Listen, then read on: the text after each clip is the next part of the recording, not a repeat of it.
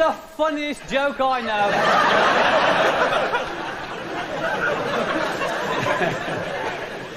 Good evening. How are you?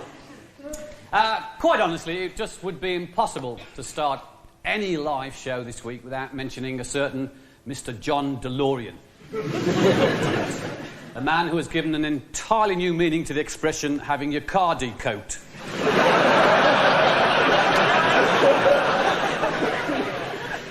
Actually, this whole DeLorean business is an FBI cock-up. He wasn't supposed to be arrested at all. The American government actually installed him in the drugs industry. They reckon if he could do to that what he does to his own company, they'd have no problem.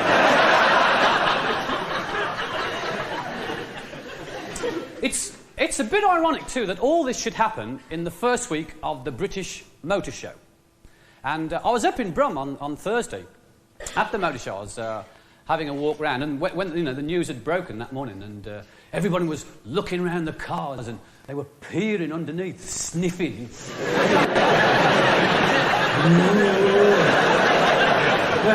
They'd never done so much business at the car. Hey, what a fabulous car. I'll have 4. All in pink. I was at the Motor Show. I have to admit, the thing that's disappointed me this year is to see the demise of the Cortina. The Cortina was a comic's dream. Just saying the word Cortina would get a laugh, you know. Well, with most audiences. Now it's been superseded by the Sierra. Sierra. It's not funny, is it? Funny car names are hard to find, you know. There used to be a terrific car about 2 years ago called the Wartburg. Remember that? The Wartburg. It came from Czechoslovakia. The Wartburg. Sounds like a growth on a meat pie, doesn't it? Fancy owning a car called a Wartburg. Trying to impress a lady, you know. Hi, would you like a lift home? What in? My Wartburg. Or if you're in a posh restaurant, you know, and the doorman rushes in and goes, hey, who's that big red Wartburg out there? It's yours, isn't it? No, I don't want it. Car companies spend fortunes coming up with names for cars. I mean, they spend an unbelievable amount of money, you know. They come up with names like the Avenger, the Rapier, the Ambassador, the Ital.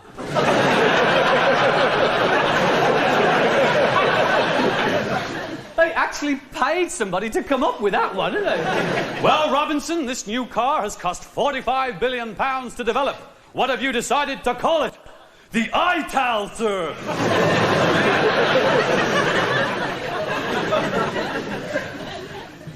I think car manufacturers ought to be more honest with car names. Names should really sum up what you're really going to get. Like, the Vauxhall Insipid.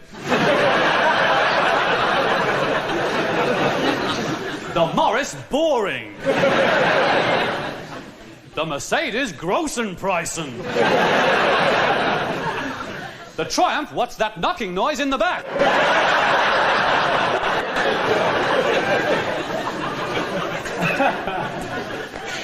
They never used to bother too much with names, did they? They used to have the Morris Oxford or the Austin Cambridge. Not exactly dynamic names, are they? But they used to sell, you know. My favourite was the MG Midget. The MG Midget. Strange is they never ever sold a midget to anyone who was under 6'6" or 19 stone. We used to see him at traffic lights, didn't we? And the guys used to be all squeezed up. One of them flat hats on, trying to look sporty, you know. And right next to him at the traffic lights would be a giant Rolls-Royce silver cloud with a 4-foot millionaire gold medallion dangling between his legs perched on the...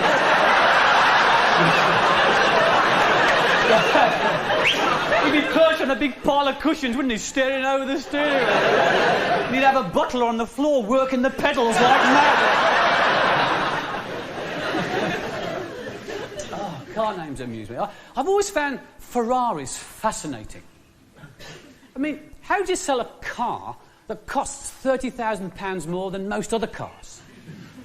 Well, you have to be very subtle about it, you know. Good morning, I'd like a Ferrari. Oh, you're after a bit of whoa! I'm going to ask whoa!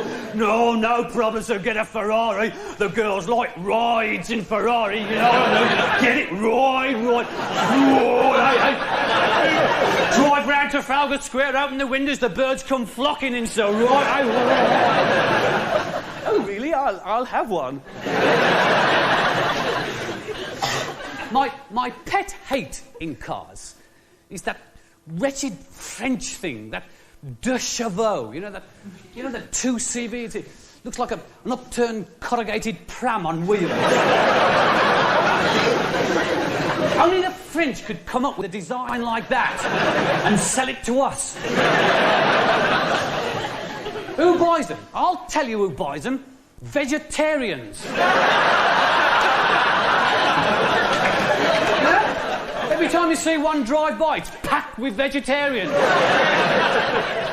The reason they buy the cars is because it can't go fast enough to kill anything. Mind you, if it did hit anything, like a rabbit head-on, you know, the car would be a complete write-off. Rabbit would think it got something in its ear, you know?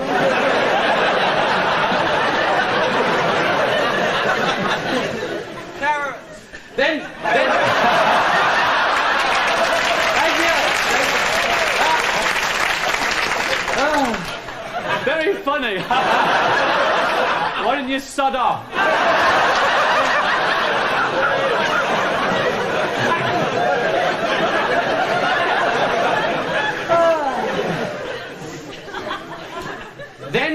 Then there's the Volvo.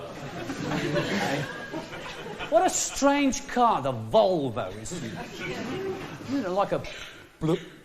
I hired one once for a week, you know, and it drove me bonkers. I couldn't turn the lights off. You can't turn the lights off on a Volvo, you know. You're driving along on a summer's day and people keep flashing you, flash.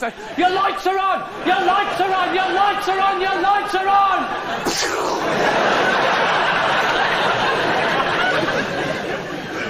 Volvos cause more accidents because of those wretched lights. Drive me crackers. I tried all the switches, all the plugs. I opened up the bonnet, tore the leads off the battery, ripped the wiring out, and they were still staring at me. I'd lie awake at night thinking, the car's in the garage. I wonder if the lights have gone out. I'd have to keep getting up and going down and having a look. No, they were still there. I got so mad, I was so furious. I took it to one of those car crushing plants, you know, and stuck it in there, and this great big 6-foot cube of metal came out, and the bloody lights were still on.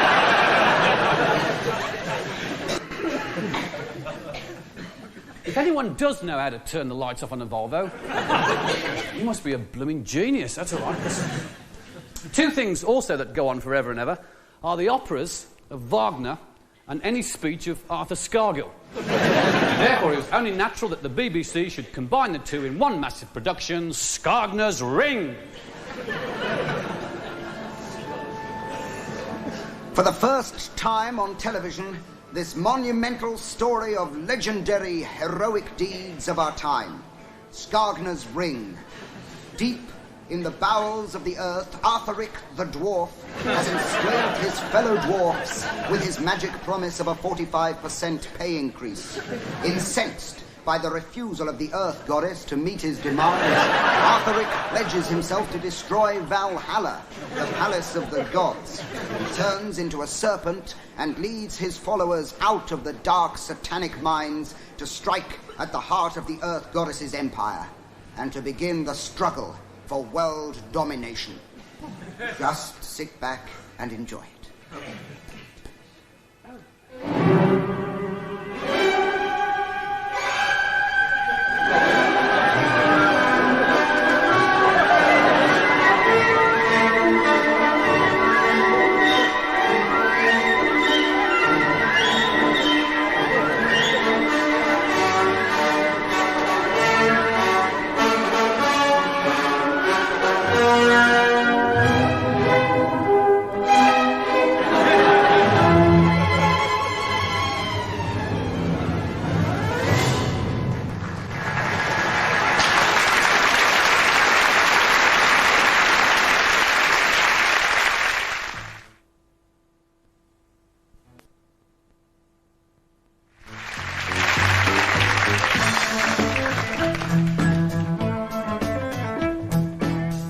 Lord Olivier, is it difficult after a life on the stage to distinguish between when you are acting and when you are being yourself?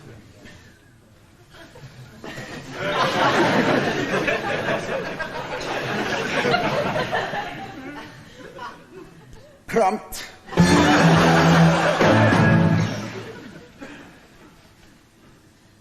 Dr. Runcer, I'm so glad you could come along for this little chat. Sherry? No, thank you. Cigar? No, thank you. Smack round the head? Pardon? Now I'm going to give it to you straight, Archbishop. The government thinks the church is going soft. I don't see what you mean. Well, we're losing all this gutsy eye for an eye stuff, and we're getting wet and sanctimonious instead. You mean we want to get rid of nuclear weapons? Exactly. Now, what's wrong with cruise missiles and Trident submarines? I mean, they're not hurting anybody. But God says thou shalt not kill. But God wasn't British, was he? But Jesus says it too. Love thy neighbour and love thine enemy. Why do you always have to bring him into everything? You say, love thine enemy. That's a pretty namby-pamby thing to say, isn't it? Suppose Argy sends a rocket up your exhaust pipe. What do you do then, eh? You turn the other cheek. Wrong, Bish. You kick him where it hurts. But, Prime Minister, Jesus says violence is an evil sin. But did he win an election with that slogan? No. Did he become MP for Galilee? No. He didn't, you see. I mean, love thine enemy. Even Saatchi and Saatchi couldn't do anything with that. Do you know what would happen if we went to the country with a message like that? Do you? No. We'd be crucified.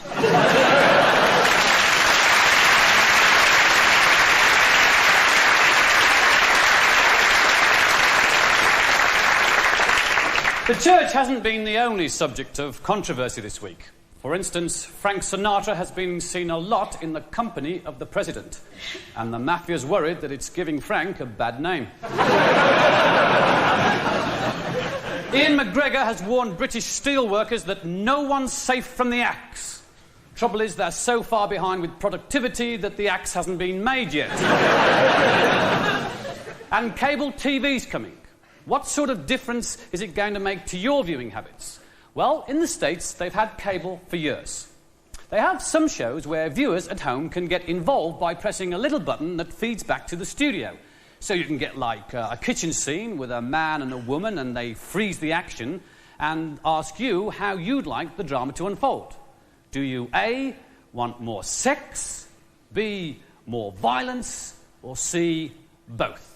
68% press for both, and the woman smashes the bloke over the head with a giant vibrator. We thought we'd give you a little preview of how this might affect your future viewing. What would you like to happen now? Would you like her to A, stumble, B, drop her handbag, C, do an impression of the Pope arriving at a foreign airport? Vote now. Well, the viewers have gone for option C, so here it is.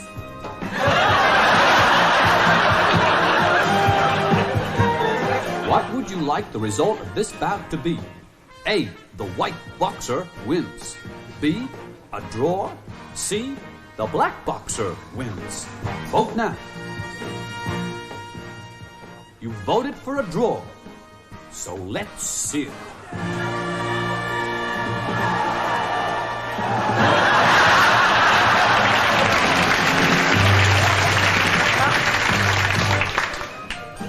What would you like to happen next? Would you like the horse to A, jump the wall cleanly, B, crash into the wall, C, refuse and send the rider over the wall on his own? Vote now. You voted for a clean jump, so let's see it.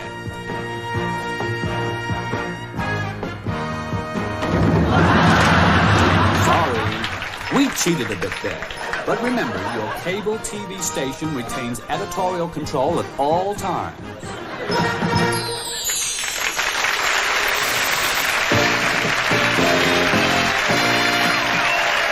Hi, everyone. What's Dave up to this week?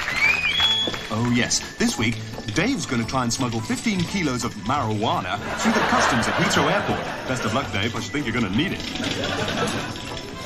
Now, where is Dave? Ah, there he is, behind the cocaine dealer.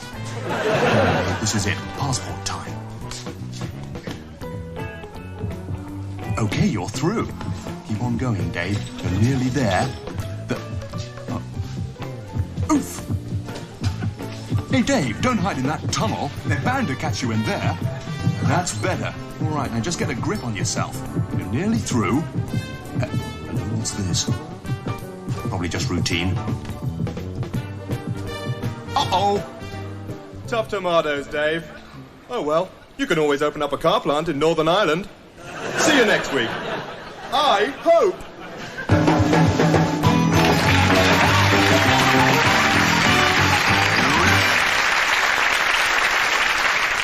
Now, Miss Bishop, in order to help you with your claim for Social Security, I have to ask you a few questions, okay? Yes. Right, fine. Are you unemployed? Yes, I am. Good. And where do you work? What? Where do you work? I've just told you I'm unemployed. Oh, very clever, Miss Bishop. We get quite a few people on that one. Are you accusing me of fraud? Oh, no. We don't do that until question 7. Are you living alone? Yes. Well, with my son. This son, is he any relation of yours? Yes, he's my son. I see. And has he got a job? Well, no, he's only 7, you see, so he's still at school. Does he work at school? Oh, yes, he works very hard. Well, how much does he earn? He doesn't earn anything. Well, that's a bit unusual, isn't it? Doesn't he bring anything back? Well, yes, a few conkers and a couple of empty sweet wrappers. I'm afraid that may well affect your Social Security payments.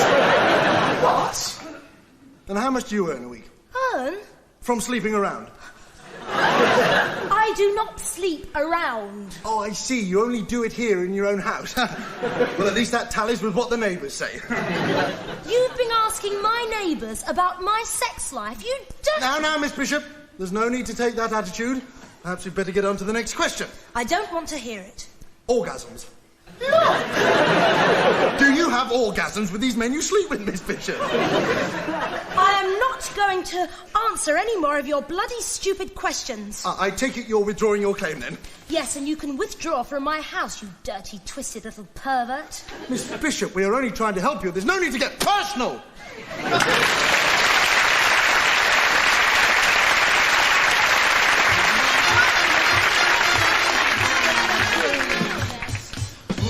Daddy with the beautiful eyes.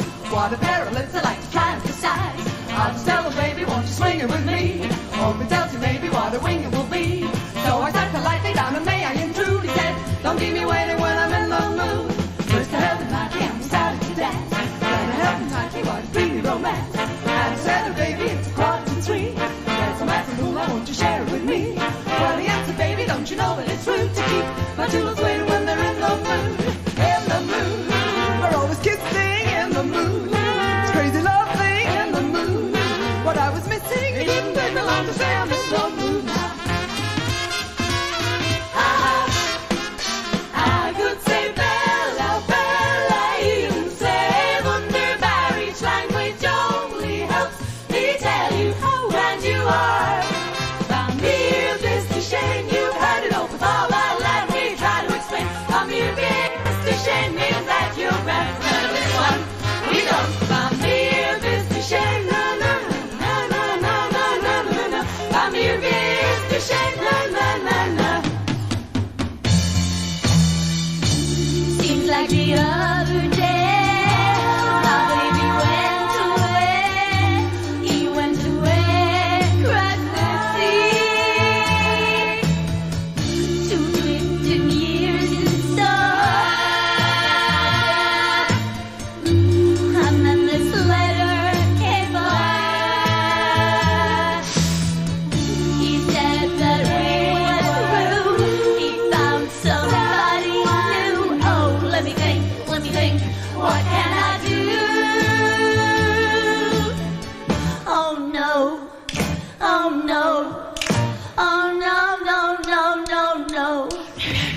Walking in the sand, walking hand in hand.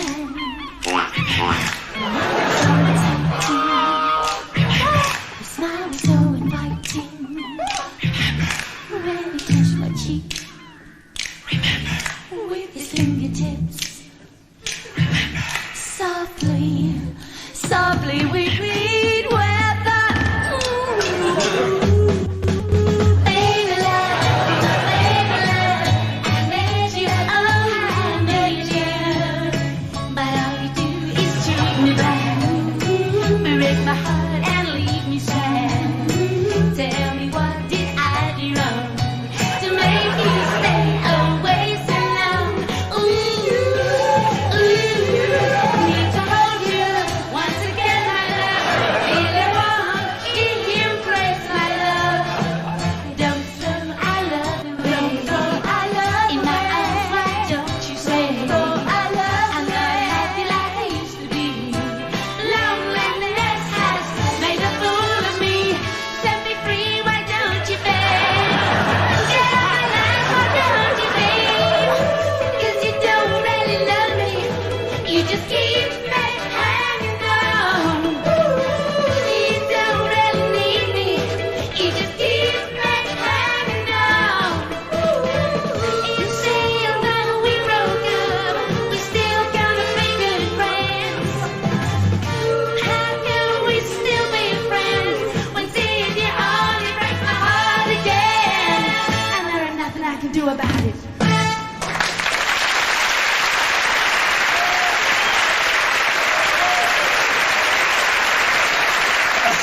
Thank you.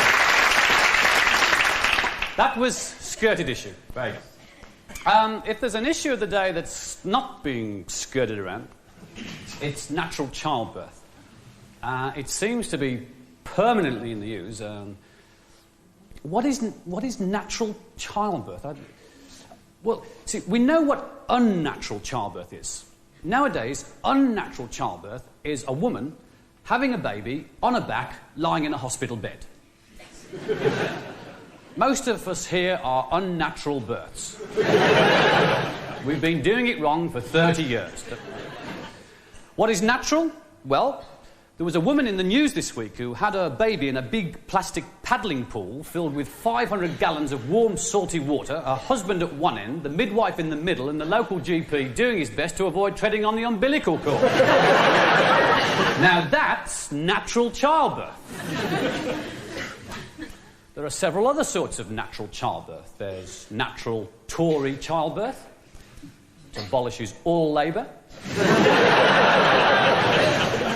There's natural SDP childbirth, that's where you have the baby in the middle of the road. And of course, natural militant tendency childbirth. That's where you're in labour for years and years until you're finally expelled. Of course, before you have babies, you have to conceive them. Now, let's have no arguments about what natural conception is, okay? I mean, we know more about that than we do about Coo Stark. Well, nearly, anyway.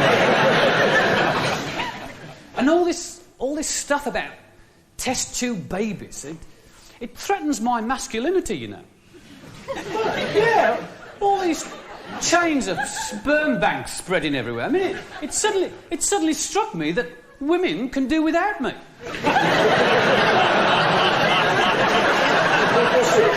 It comes as quite a blow.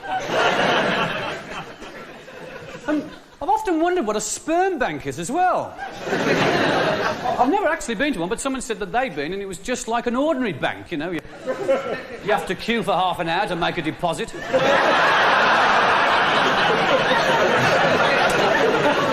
And you can still find yourself behind the bloke paying in his month's takings.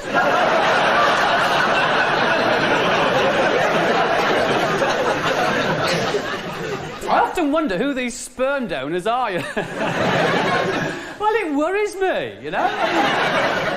Male donors have to be of good education, intelligent outlook, stable and well-adjusted. Well-adjusted?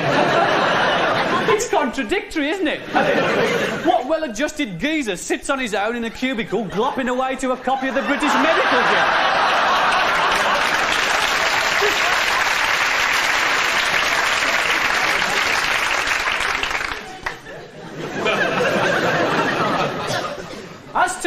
As to the rights and wrongs of test tube babies, well, the fact is it's here and it's happening, and what we have to do is foresee the problems. And, I mean, I wonder how parents of these test tube babies will answer all those awkward questions later on in life, you know, like, Daddy?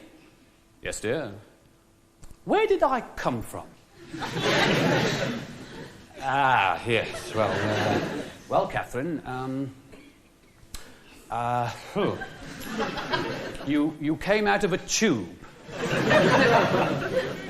A tube, Daddy? You mean I started life as a smarty? Is that why people are all different colours? Yes, well, I suppose it is. Daddy, where do all the green people live? Well, I'm not too sure, but you'll find loads of those throwing up outside motorway service restaurants.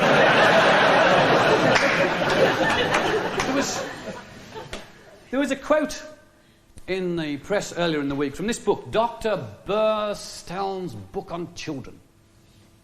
And this guy's a child psychologist, and he stated that if your child is naughty, lock him up in the loo. Lock him up in the loo? I'm positive these child psychologists have never even seen a kid, let alone that. Lock a kid in the loo for punishment? You can't keep kids out of the loo, can you?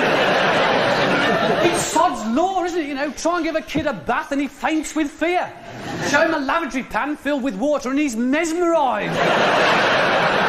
He can't wait to get in there, can he? If he's missing, it's odds on that's where he'll be. Splash, splash, splash. Hand and arm jammed halfway up the U-bend. Action man's been scuba diving.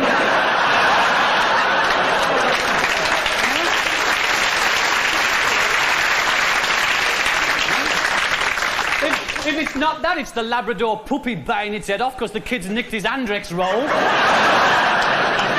Stuffed it down the bog. See, that's another thing. Kids stuff everything down the bog, except what they're supposed to. That's the first place I look, you know, if anything's missing. There they'll be. Watches, keys, videotapes. Grandad.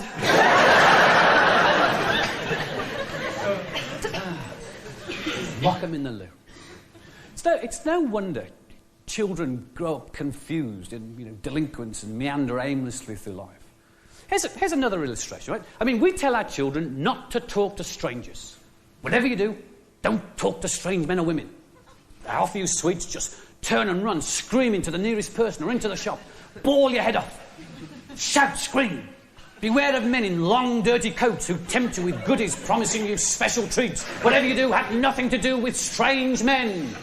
Then come December, we're telling them, this old man in a long red coat, big white beard, is going to come into your bedroom in the middle of the night while you're asleep on your own and leave lots of presents and sweeties, and if you wake up and see him, don't make a sound!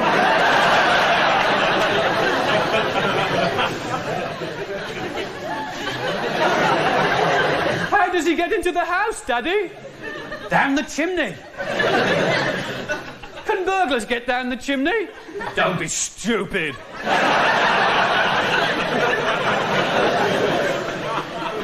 Then why can Father Christmas get down? Because he's magic. There isn't really a Father Christmas, is there, Daddy? Yes, of course there is. No, there isn't. It's you, isn't it? Well, yes, you're quite right. It's me. Why did you tell me fibs, Daddy?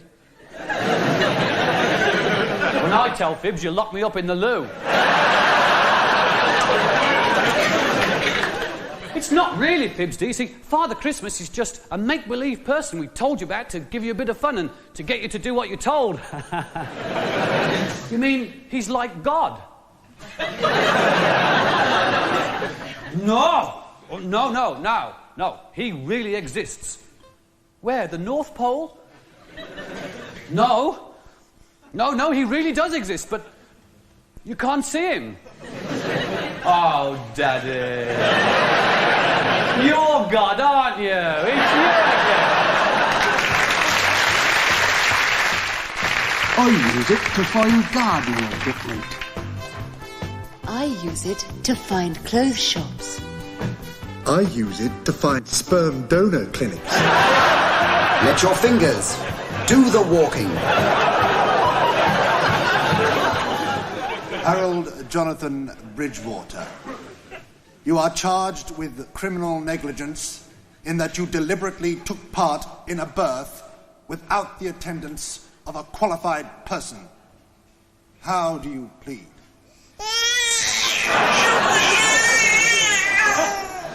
Is that guilty or not guilty?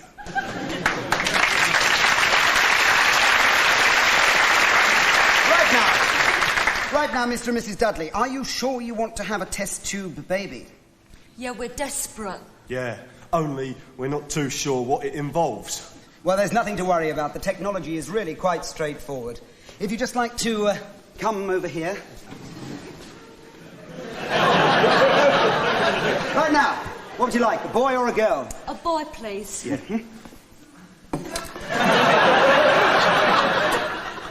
Eyes? Oh, yes, please. What colour eyes? Brown. One green, one brown. Height? Oh, 6 foot, I reckon. Yeah. Right.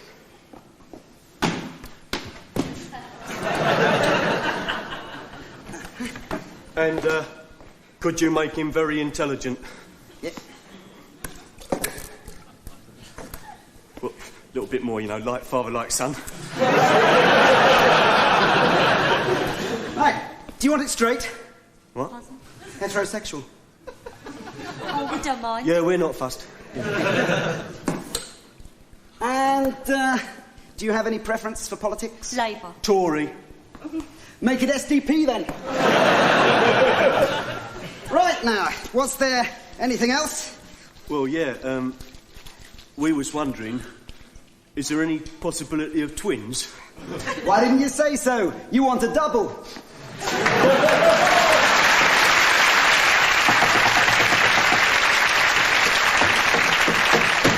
I'm cured, no thanks to you. I don't stutter anymore. Are you listening? Stutter, stutter, stutter. It's quite remarkable. 2 hours with a hypnotist and my affliction has completely disappeared. How you've got the nerve to sit there and say that Stutterers Anonymous helps people defeats me. You better get your finger out, Clive. Get your members hypnotised and banish stuttering altogether, right?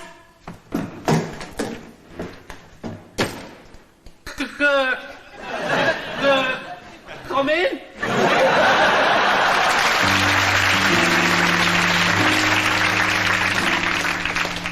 I'm sick of coccoliki and of kipper fricassee and of venison prepared every imaginable way. And though I've never liked complaining, it's raining on the highlands of my heart. I'm tired of wellies in the bedroom and the smell of soggy tweed. The Scottish gentry are all mad because they always interbreed. They think they're all so entertaining,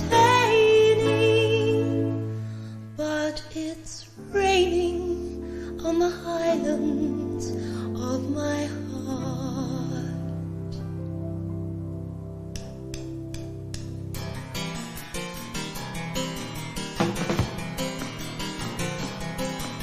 The country life is getting me down, and we are not amused. The head that's gonna wear the crown has got the royal blues. Don't wanna start a big public quarrel, but I just can't stand another day at Balmoral. He said it's so romantic at this time of year, but Charlie's not exactly a Barbara Cotler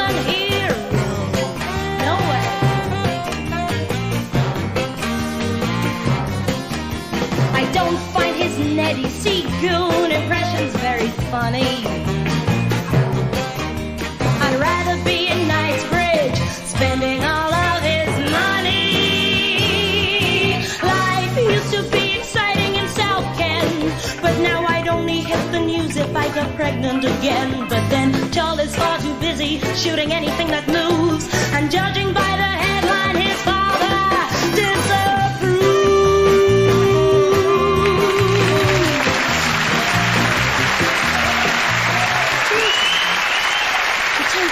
Just got rid of my favourite painting. Oh, really? Which one? Female orgasm. Oh. Why? They said it was a fake. Oh.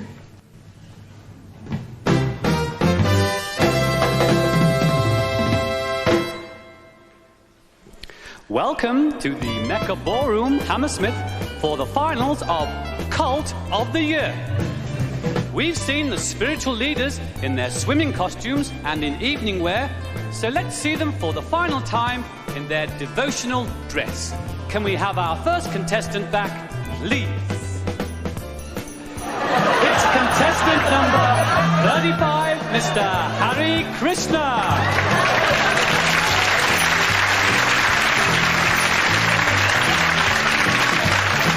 Whose hobbies are bell ringing, making people step off the pavement in front of oncoming cars, and impersonating skinheads. Tell me, Harry, why did you join the Krishnas? Well, I like the uniform and it keeps me off the streets. And this is contestant number 23, Mr. Mooney. His hobbies are getting married to people he doesn't know, being brainwashed and giving all his money to a rich Korean with a funny name. It says here you like meeting people. How do you do this, Mr. Mooney? I kidnap them. And our third finalist and hot favourite is Miss Jehovah's Witness, wearing number 62. Miss Witness enjoys knocking on people's doors while they're in the bath, threatening them with the end of the world, or worse, a year's subscription to Watchtower. The end of the world was nigh, Mr. Carrott. Are you saying... Tell me, Have Kay, you heard the harping? what did you do before you were a Jehovah's Witness? I was an Avon lady. Jehovah's Witness calling. Isn't that cute? And now, contestant number 47, Mr. Est, from the EST Self-Enlightenment Church. Mr. Est enjoys making money, making more money, and making even more money. Well, Esty, how does your self-enlightened program work? Well, people pay me hundreds of pounds, and I lock them all up in a hotel room and call them assholes for 2 days, and reduce them to quivering wrecks. Asshole! Does this do anyone any good? Yeah, I feel terrific afterwards. Thank you. And now, contestant number 56, Miss Ayatollah Fundamentalist, wearing a very fetching 16-piece swimsuit. Her hobbies are stoning people, being stoned, and shoplifting in Harrods.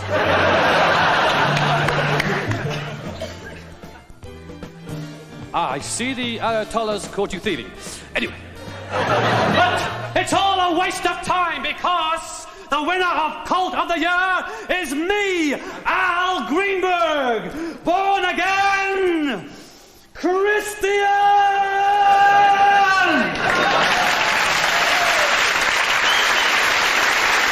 And I bring you good news. The Al Greenberg way to salvation will cost you just $100. I not only save your soul, but I save your money. Can't afford $100? Then get salvation on the Greenberg Easy Installment Plan. For $25 down, I'll save part of you today and the rest of you over the next 6 months.